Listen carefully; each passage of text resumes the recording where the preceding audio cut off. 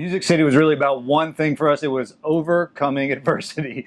We'd heard all about the RV life and how you have to overcome challenges all the time, and this was our first taste of that. We're going to tell you about that. We're going to tell you about the wagons and hug your people and everything that went into our week in Nashville, Tennessee. Stay tuned.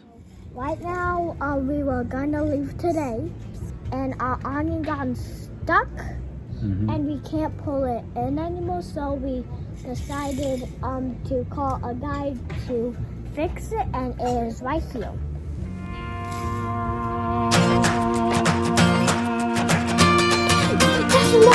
Still stuck in this house with a mind full of doubts. Tired of staring out the window. Eating too much, drinking too much. Tired of watching the grass grow. Channel 2, Channel 3, back to Channel 2. I watched everything in my queue. So put me on a train, I don't care where it's going. Fly me on a plane, maybe out to Wyoming. Need an RV, no plans, just you and me. I need to go somewhere. We knew it was going to happen, we just didn't know when. We went to pack up today and our awnings would not retract. So we can't drive without our awnings being in. And it's Saturday and it's raining and it's Nashville. And then it was kind of like, you know, well, we're gonna have to stay another night. So luckily the campground we're staying at, Elm Hill, super nice. We're able to extend our stay a little bit without too much challenge. And then we'll head south, but it's gonna make for a longer travel day. So the RV life, man. Go somewhere. I need to go somewhere. Go somewhere. Welcome back. My name's Kevin. My name's Suzanne. And we're on the highway to hugs, helping kids fight cancer with our son Baxley and our dog Royce. And we're in Nashville, Tennessee this week. So there was a lot of rain in Nashville, and if you live in a less than 400 square foot camper and you have a 6-year-old and a dog, it's actually not very fun. But we made the best of it. We played lots of games, did some schoolwork, and played more games. Lots of games.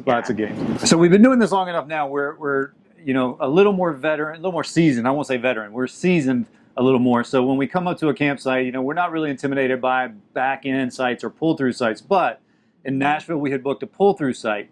What that means, if you don't know, if you're not in the RV world, you pull your rig straight through the campsite and just stop, and then you unhook. If you back in, it's obvious you have to back in, which is a lot more tricky. It takes a little more skill. So we had booked a pull-through site, and we get to the check-in, and the lady at the front desk notifies Suzanne that this is a pull-through site, but it's not really a pull-through site. And so what she meant was it was a line of campsites with a giant wall beside them. So we got there, and we were trying to figure out how to get the rig positioned on the site, how to get close enough to the wall, but not too close, obviously. Where we need to go. So while we got there with the mindset of this is going to be really easy load in, and it was a little more tricky than we thought. Luckily, there was not a lot of people around us at the time. By the time we left, the people behind us, their truck was right on the back of our camper, a little overlap, in fact. So it really taught us a lesson that we got to make sure when we book sites that we're very clear on what we're getting.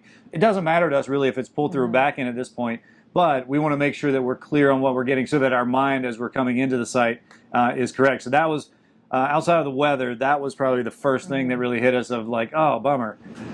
The real struggle we had in Nashville was our first taste of what we probably consider true RV life, where we had something go wrong that prevented us from traveling. So we had the awnings out in Nashville, and we were going to put them back in, and one of them was not coming in. It wasn't retracting.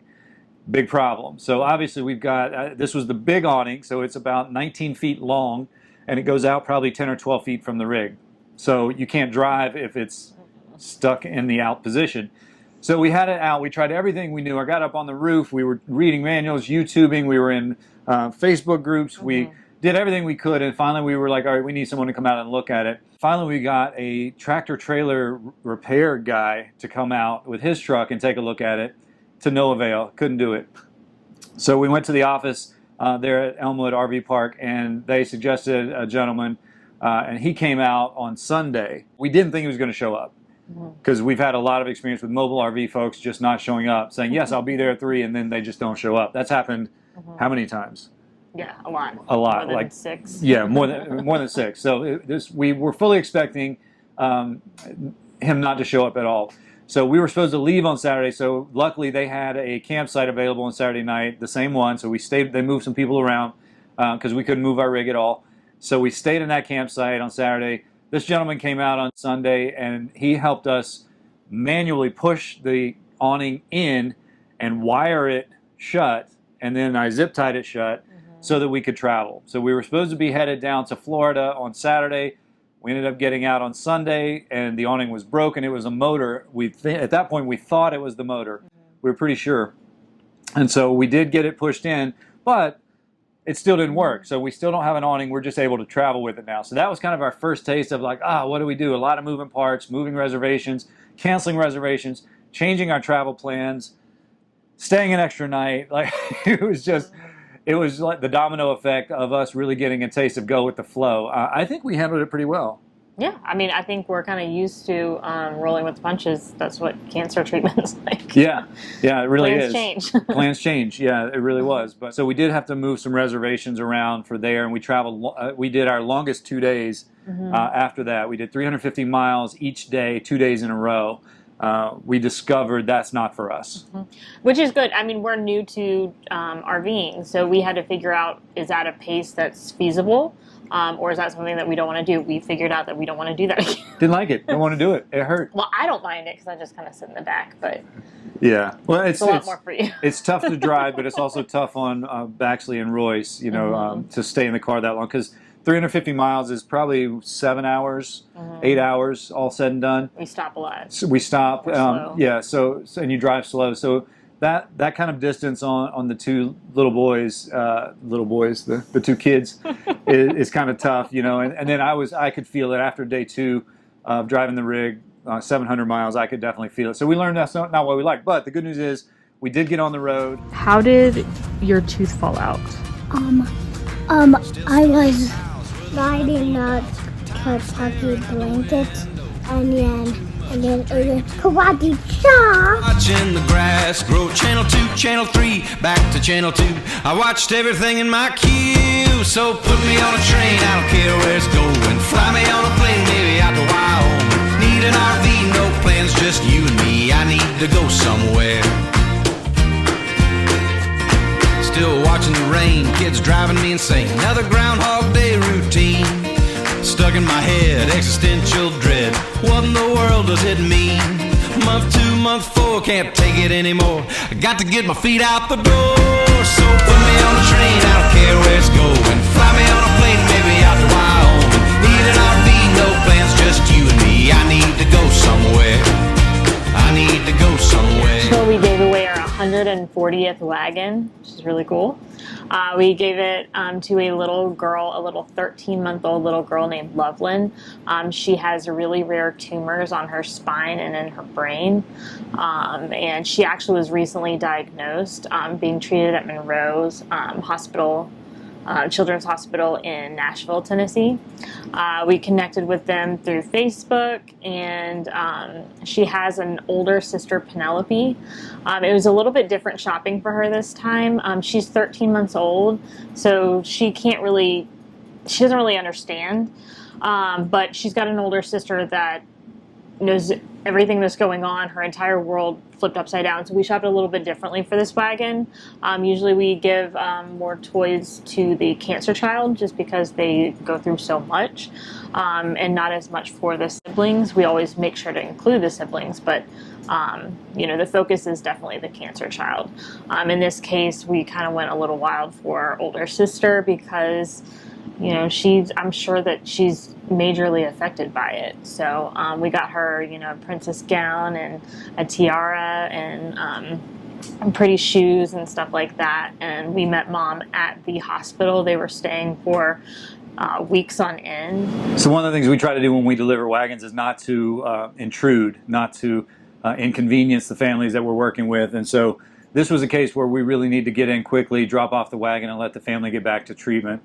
So we pulled up to the hospital very much. All three jumped out, wheeled the wagon up, got to say hello, had a quick conversation, and we're able to carry on. But the reason we do that is because we've been there.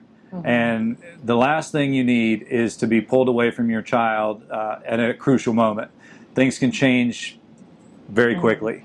So we're trying to be really respectful of that, and that was one of the reasons that while we're in Nashville, there wasn't a lot of video or pictures or anything like that of us actually with the family. So we just jumped in, jumped out, and that was that. This wagon was sponsored by one of my good friends that I've known actually since high school.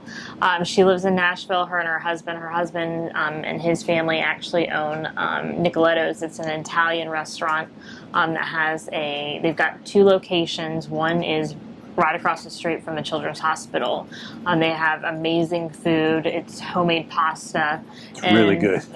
Yeah. It's really good. And they actually donated pasta and gift certificates to the family. So that was really nice of them. It's really nice. And the restaurant is within walking distance of the hospital, which is crucial. So one of the things that Nicoletto's was really supportive of is saying, what does this family need? And we were like, I think we both said simultaneously, food. Yeah. We need some food. You know, you're staying in a hospital for a long time, and the food's not great. It's as good as it can be. But so that was very nice of them to contribute to that. One of the coolest things that happened in Nashville was that we found another wrapped RV. Actually, I think they found us, but we connected with them.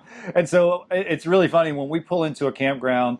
Most campers or RVs, fifth wheels, travel trailers, whatever, they have the manufacturer's decals on them. Yeah. So everyone kind of blends in except us. We stand out. We're wrapped in Hug Your People, so we stand out. Blue, Hug Your People. And so we found another camper that was wrapped. We met Sean, Christina, and Nash of Pause for Love in Nashville, and they were just delightful. We got to have a talk with them. They were very sympathetic about the awning situation, sharing with us their stories and where they've been and everything like that.